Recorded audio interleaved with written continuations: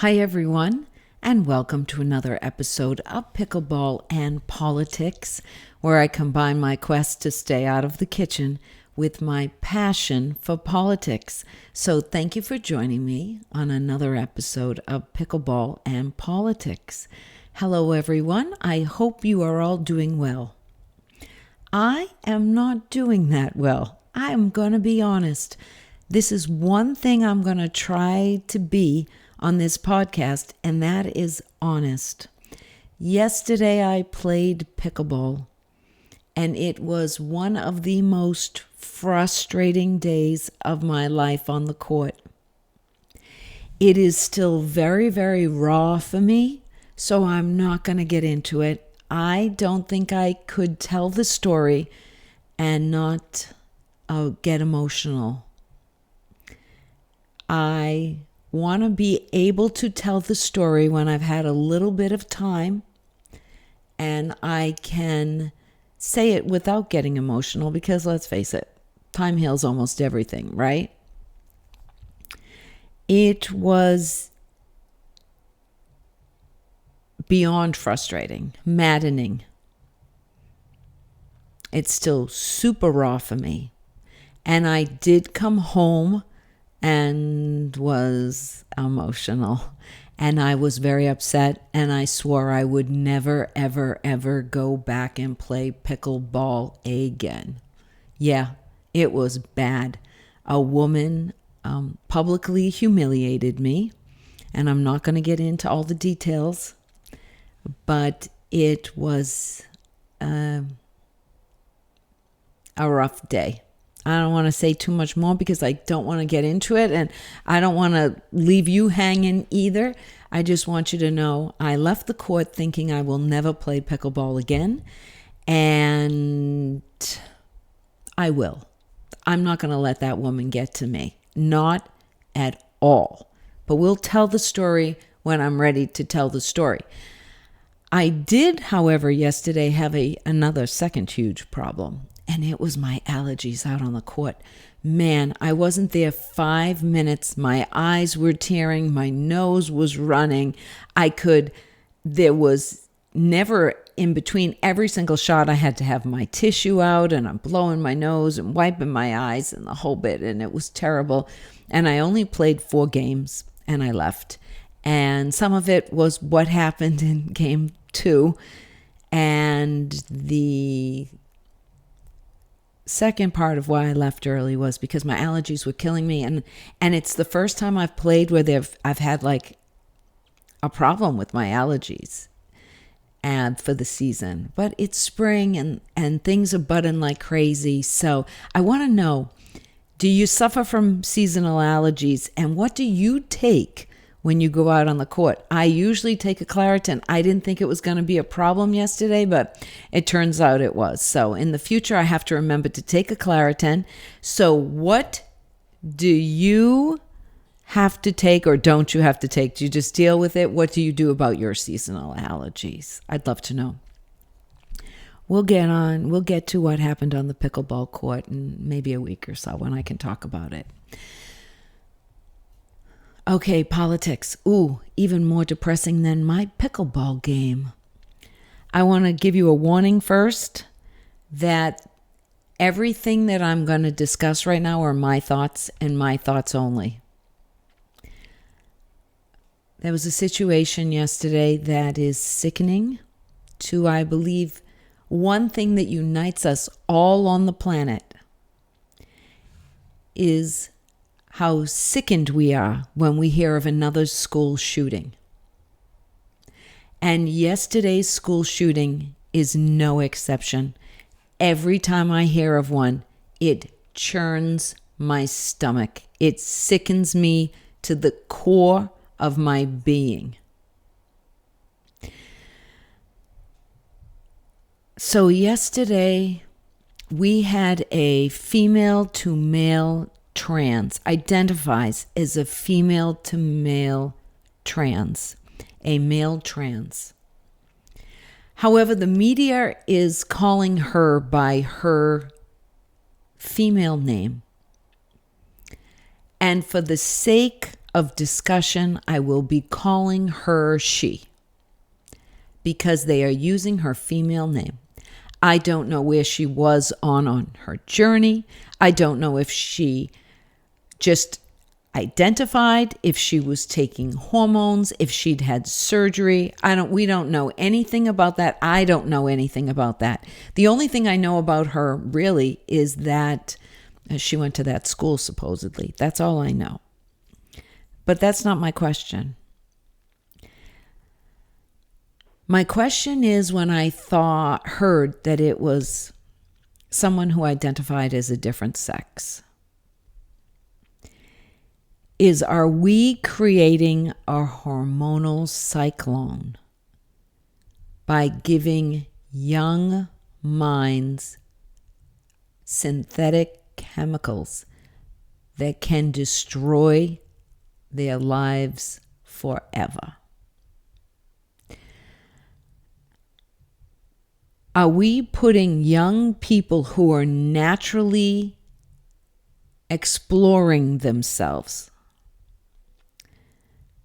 on hormone therapy, such as menstrual blockers, testosterone, estrogen? I know Lupron's a big one, and that does all kinds of weird things to young girls, let me tell you. Really bad. I had a doctor that tried to put my daughter on that for endometriosis, and I went, no. Lupron is also a bad drug, and I know that, I believe, well, I don't know who goes on it, but I know it's used in gender reassignment. But the question is, are we bombarding confused adolescents with synthetic chemicals that only have further effects on their brains? We have no idea what the long-term effect is of these synthetic chemicals. Never mind if they're put on testosterone or estrogen or a whole group of other drugs they're given.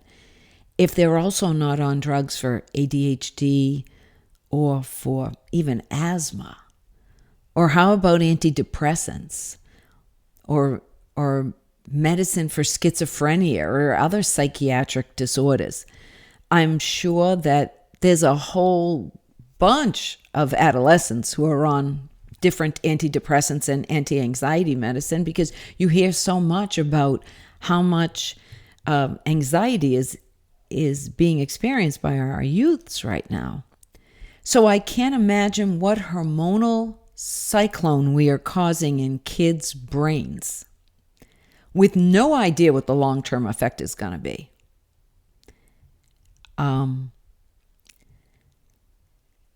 Kids who are momentarily maybe searching for themselves.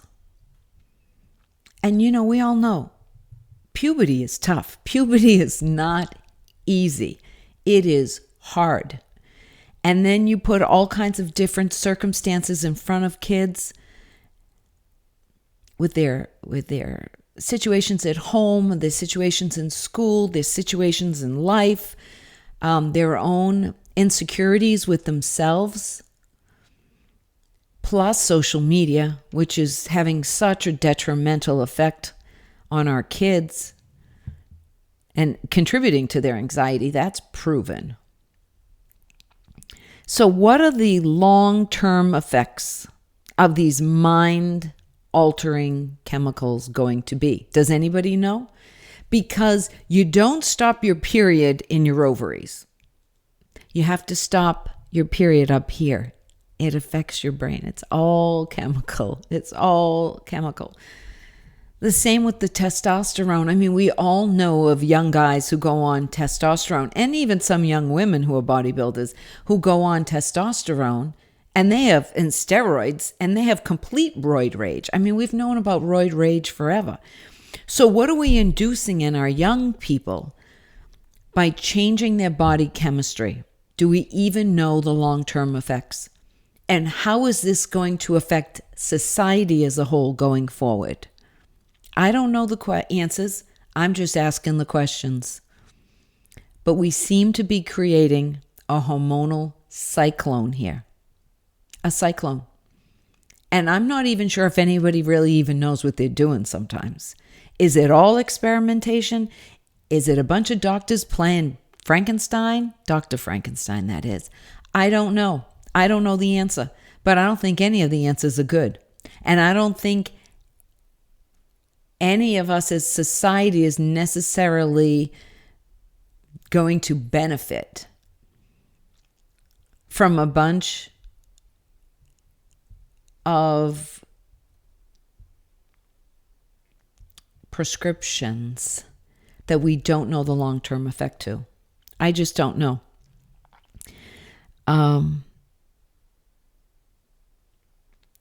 The school shooting is so disturbing to me. I want to mention those 3 beautiful children who passed yesterday. To the substitute teacher, to the janitor, to the other teacher who passed. That's our real loss. I can't imagine the pain of the families involved in this. It must just, their lives will never be the same. And we have 6 people gone from this world. We don't know what potential they would have had and what they would have brought to us.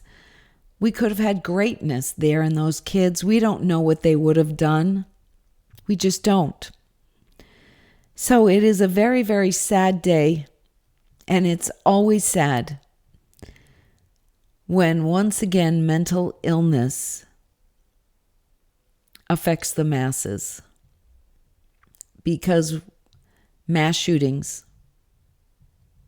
are a reflection of the mental illness that is going on right now. And we've got to figure out how to get rid of that mental illness, or we're going to self-combust as a people. Okay, I want you to reach me on Getter. Tell me what you think. Are we creating a hormonal cyclone here without any idea what the long-term effects are? I'm just asking the question. I don't know the answers. I wish I did. Reach me on Getter at Pickleball and Politics. You can reach me on Instagram at Pickleball and Politics. You can reach me on Twitter at Pickle and Paul. And I do have a new website that will be launching soon. It's not ready. And it's Pickleball and Politics. You can see me on YouTube too. That's where I post this video.